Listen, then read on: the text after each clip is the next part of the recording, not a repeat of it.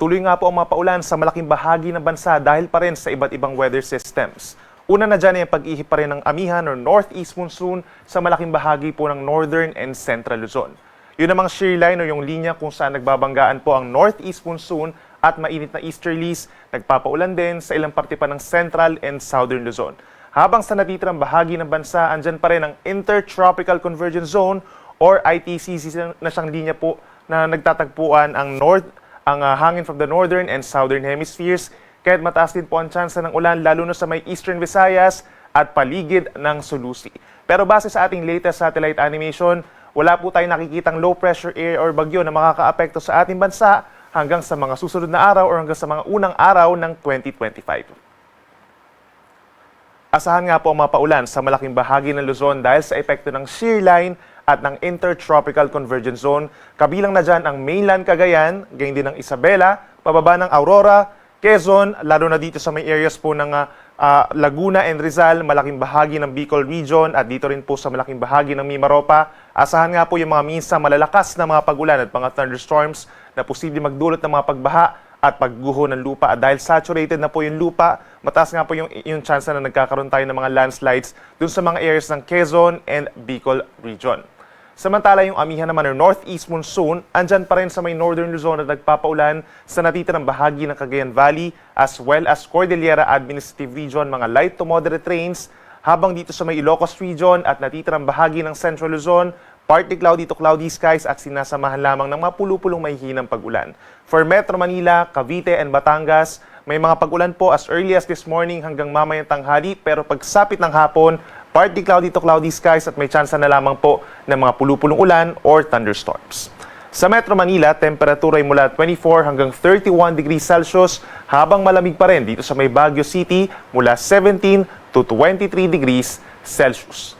Sa ating mga kababayan po dito sa Palawan, asahan pa rin po yung madalas na malalakas na mga paulan, lalo na sa may central and southern portions. Epekto po yan ng ITCZ, so wala po tayong bagyo sa ngayon.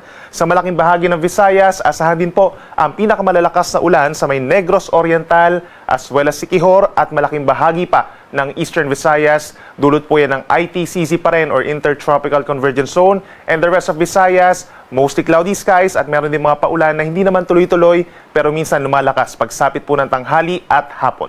Temperatura natin sa malaking bahagi ng Cebu, 25 to 31 degrees Celsius.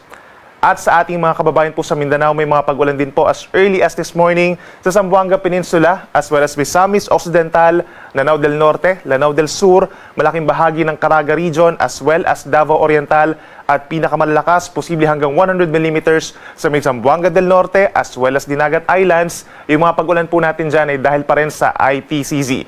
And for the rest of Mindanao, partly cloudy to cloudy skies, umaga hanggang tanghali. Pero pagsapit ng tanghali hanggang sa gabi, aasahan din po ang mga pag-uulan at mga thunderstorms. So make sure na magdala pa rin ng payong ang malaking bahagi po ng Palawan, Visayas, and Mindanao. Sa Metro Davao, ang temperatura ay mula 25 hanggang 32 degrees Celsius. Dahil pa rin po sa pag-ihip ng amihan sa may Northern Luzon, asahan pa rin ng gale warning or matataas sa mga pag-alon hanggang 4.5 meters. Kabilang na dyan ang baybay ng Batanes, Cagayan, kabilang ang Babuyan Islands, Ilocos Norte, Ilocos Sur, pababa ng Northern La Union, hanggang dito sa may Isabela, hilagang bahagi ng Aurora, at Northern and Eastern coast of Polillo Islands. Yung mga pag-alon po dyan, nasa 1.5 palapag po ng gusali ang equivalent. So delikado pa rin ito for small sea vessels, especially yung ating mga nagsisiuwian pa rin ng mga kababayan sa kanilang probinsya dito sa may Polillo Islands as well as extreme northern Luzon. And in the coming days, posibleng bahagyang hihina yung mga pag-alon, pero medyo maalon pa rin hanggang 3 metro, 3.5 metro sa malaking baybayin po ng northern Luzon. At para naman sa ating 4-day weather forecast, asahan sa pagsalubong ng bagong taon, that's Tuesday and Wednesday, may mga paulan pa rin sa malaking bahagi po ng bansa dahil pa rin sa northeast monsoon, shear line, and ITCZ.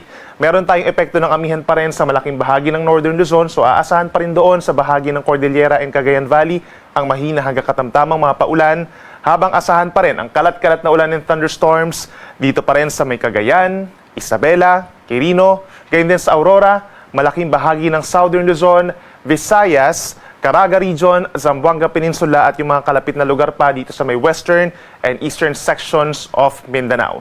In fact, meron pa rin po tayong weather advisory for the next 3 days. Asahan po natin yung moderate to heavy na mga paulan hanggang 100 millimeters po by tomorrow sa may Eastern Samar, Dinagat Islands, and Surigao del Norte. Hanggang posible rin po ang moderate to heavy rains pagsapit ng unang araw ng 2025 sa may Albay, ganyan din sa Sorsogon, Northern Samar, Eastern Samar, Leyte, Southern Leyte, Dinagat Islands, and Surigao del Norte. Habang ang natitirang bahagi nga ng ating bansa dito sa may rest of Visayas, northern portion of Mindanao, eastern and southern Luzon, mataas nga po ang chance na rin ng mga kalat-kalat na ulan at mga thunderstorms. Mag-ingat pa rin po sa mga banta ng baha at pagguho ng lupa. Para naman po sa January 2 and 3, that's Thursday and Friday, makakaranas pa rin ng mga paulan ng ilang bahagi po ng Luzon dahil aakyat yung mga cloudiness papunta dito. Nandyan na yung epekto ng shear line plus yung northeast monsoon nasa natitirang bahagi ng northern Luzon. Asahan ng kalat-kalat na ulan and thunderstorms over most of Ilocos Region, Cordillera Region, Cagayan Valley, pababa ng Aurora, Quezon, Camarines Norte at yung mga kalapit na lugar pa sa may Bicol Region and Calabarzon. Kaya't mag-ingat pa rin sa mga banta ng baha at landslides at siguruhin pa rin na meron tayong dalang payong. Habang ang Metro Manila at natitirang bahagi ng Luzon, Visayas and Mindanao, makakaasa pa rin po ng mga pulu-pulong mga paulan or pagkildat pagkulog at bahagyang maulap na kalangitan na minsan nagiging makulimlim ang panahon.